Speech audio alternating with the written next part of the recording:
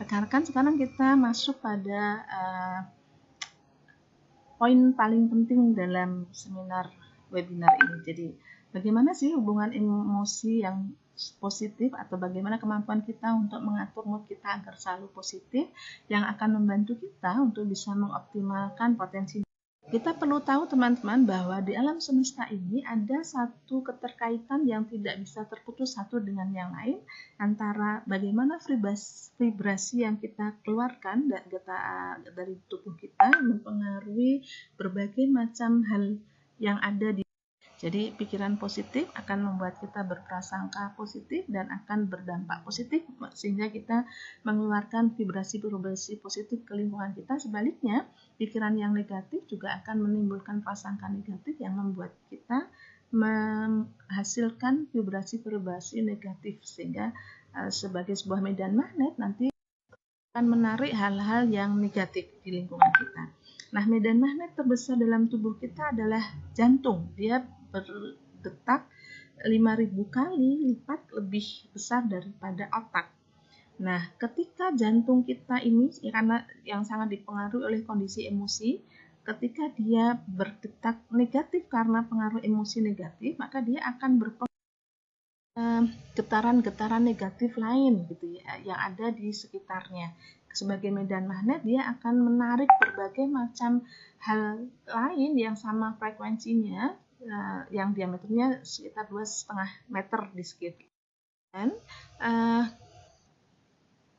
jantung ini memancarkan medan elektromagnetik yang mempengaruhi mood, sikap, dan perasaan orang lain di sekitar kita, disadari atau tidak. Jadi ketika kita mengirimkan vibrasi yang negatif, medan elektromagnetik yang negatif, maka orang lain yang terkena vibrasi kita juga akan memunculkan vibrasi yang negatif.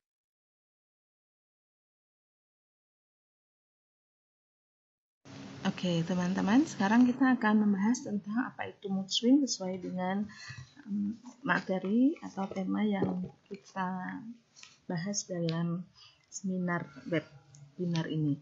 Oke, di antara rekan-rekan semua, saya yakin istilah mood swing itu sudah sangat familiar. Apalagi banyak dari berbagai macam kasus remaja yang beriana hadapi, ada begitu banyak anak remaja yang mereka mengeluh karena merasa mereka mengalami mood swing. Apa sih sebenarnya mood swing? Mood swing adalah satu kondisi perubahan suasana hati atau mood yang sangat terasa atau bisa dilihat berbagai macam perubahan atau dampaknya dalam diri seseorang. Nah, dalam perubahan suasana hati ini, seseorang bisa dibedakan berdasarkan suasana emosi positif dan negatif. Ada berbagai macam suasana hati, mulai dari yang positif misalnya sangat bergairah, sangat penuh harapan, ceria, santai, damai, dan lain sebagainya. Nah, tapi sebaliknya ada juga emosi-emosi mood-mood yang berisikan kondisi emosi negatif seperti merasa melo, merasa terancam karena di bawah kekerasan, merasa tegang, merasa patah hati, merasa loneliness, kesepian, dan berbagai macam perasaan-perasaan negatif yang lainnya. Nah, skala, jadi kalau kita buat semacam termometer gitu ya, termometer mood, maka ada mood yang sangat negatif sampai dengan mood yang negatifnya itu terkait dengan satu kondisi yang dipenuhi dengan agresi ataupun dipenuhi dengan berbagai macam rasa bergairah yang tinggi, tapi kegairahannya ini tidak selalu positif. Tapi sebaliknya, selain yang bergairah tinggi, ada juga kondisi mood yang sangat tidak bergairah atau mengarah pada kondisi helpless, tidak berdaya, kehilangan harapan, dan lain sebagainya. Nah, yang sangat bergairah itu disebut dengan manik atau kondisi mania. Sedangkan yang sangat tidak bergairah atau tidak memiliki dorongan apapun, itu disebut dengan depresi.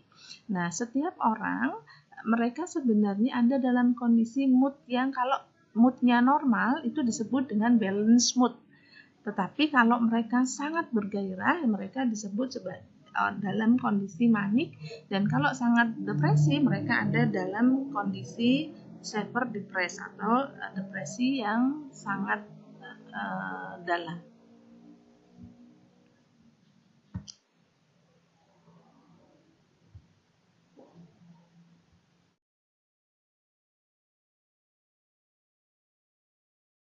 Oke, teman-teman, rekan-rekan, sekarang kita akan membahas tentang apa saja yang bisa menjadi penyebab mood swing ini terjadi. Yang pertama, faktor hormonal itu menjadi sangat berpengaruh dalam perubahan mood yang dialami oleh seseorang. Baik terutama faktor yang terkait dengan gonadal hormon atau hormon-hormon yang keluar dari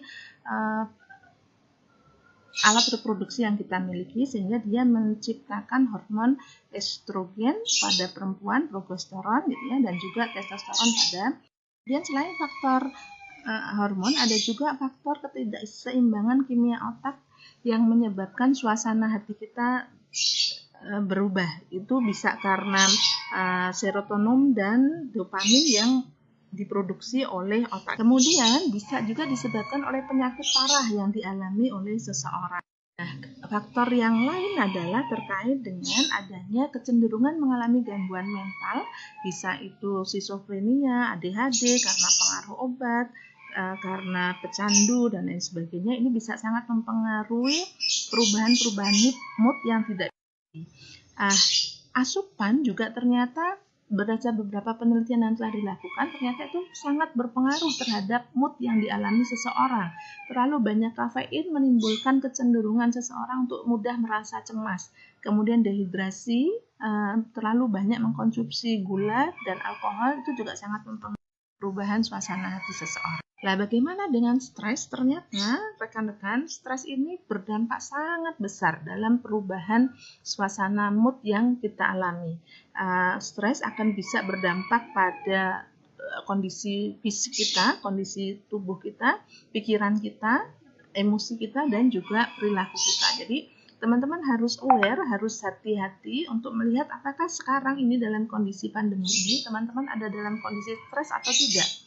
Kalau ada begitu banyak stres yang teman-teman alami, entah karena faktor ekonomi, entah karena faktor kejenuhan, entah karena faktor tugas kuliah yang terlalu banyak, atau karena berbagai macam kondisi lain, patah hati misalnya karena ada social dan physical distancing gitu ya, maka teman-teman perlu.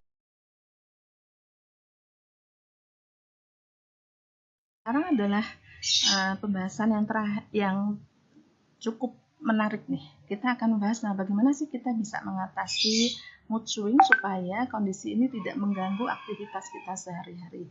Karena kita sudah mengetahui berbagai macam faktor yang menyebabkan mood swing itu berasal dari kondisi biologis ataupun segala sesuatu yang terkait dengan kondisi fisik kita, maka kita perlu juga menjaga berbagai macam hal yang membuat fisik kita tetap optimal, tetap bugar, dan tetap fit atau sehat.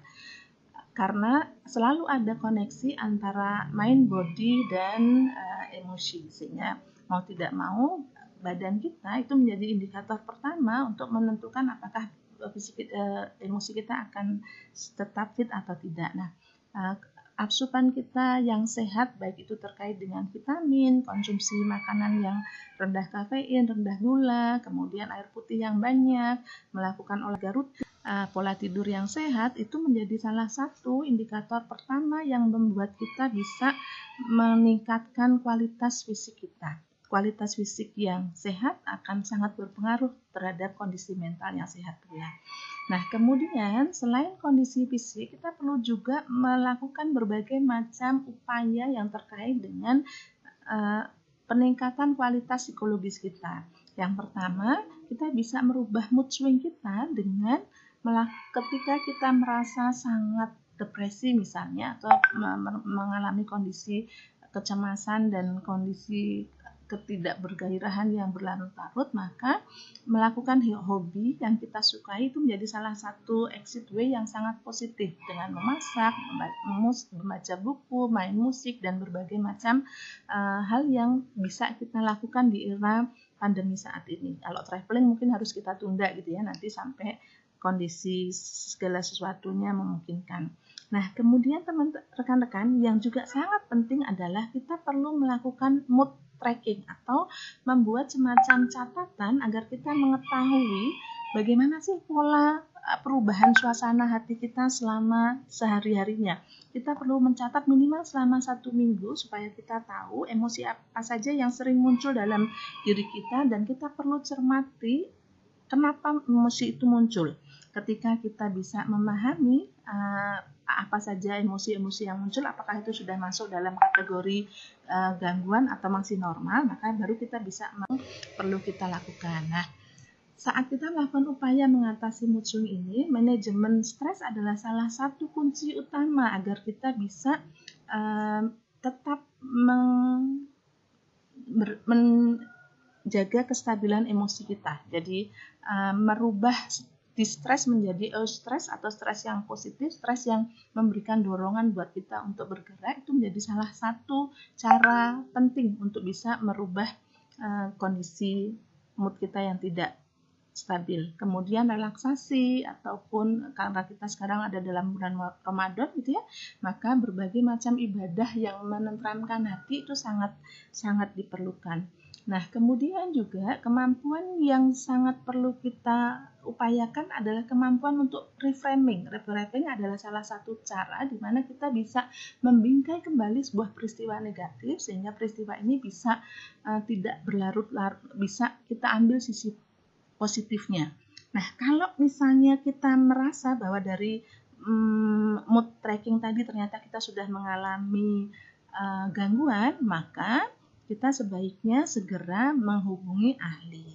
Lalu kemudian agar kita merasa lebih bermakna, lakukanlah hal-hal positif sehingga kita bisa mendapatkan